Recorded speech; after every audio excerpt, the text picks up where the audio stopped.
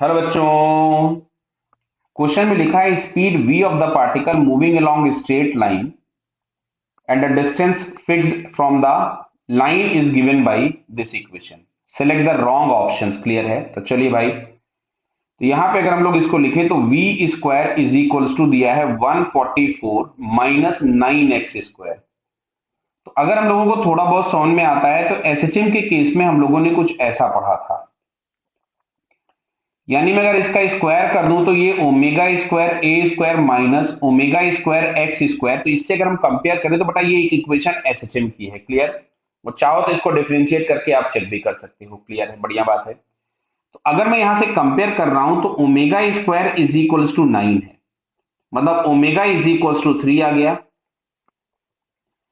बराबर है। तो अब इसका अगर हम टाइम पीरियड निकालेंगे टी तो ये हम लोगों को मिलेगा 2 pi by omega, that means 2 pi by 3। तो इसका मोशन एक सिंपल हार्मोनिक मोशन है जिसका टाइम पीरियड है 2 पाई बाई 3। बढ़िया बात है। पहला स्टेटमेंट पढ़ते हैं हम लोग जरा। Displacement of the particle is less than और equal to distance moved by it. बिल्कुल सही बात है। एसएचएम के केस में अगर हम लोग देखते हैं कि मान लो मीन पोजीशन दिया गया है तो पार्टिकल पहले इधर जाता है, डिस्प्लेसमेंट और डिस्टेंस दोनों बराबर हैं अभी फिलहाल। अब पार्टिकल यहां से लौट करके आ जाता है तो डिस्टेंस अभी भी बढ़ा लेकिन डिस्प्लेसमेंट कम हो गया। तो पहला स्टेटमेंट सही है, आपसे पूछा गया रॉन्ग, यानी हमारा आंसर नहीं है। मैग्नीट्यूड ऑफ, सेकेंड ऑप्शन में जैसे ही लिखा गया है कि magnitude of acceleration at a distance 3 units from the fix point is 27। अब देखो जो मैग्नीट्यूड ऑफ एक्सेलरेशन ए होता है that is omega square x. तो ओमेगा स्क्वायर दिया था 9 इंटू 3, तो बेटा ये 27 हो गया, मतलब ये वाला आंसर भी सही है। हम लोगों को रॉन्ग पूछा गया। थर्ड पढ़ते हैं हम लोग।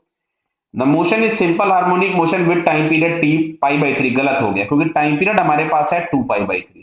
क्लियर? तो ये वाला ऑप्शन हमारे पास क्या हो गया? रॉन्ग। और आपसे पूछा था रॉन्ग स्टेटमेंट, तो फिर ये हमारा आंसर हो गया सी। क्लियर है? बराबर। तो C answer is correct. Okay बेटा, ऑल द बेस्ट।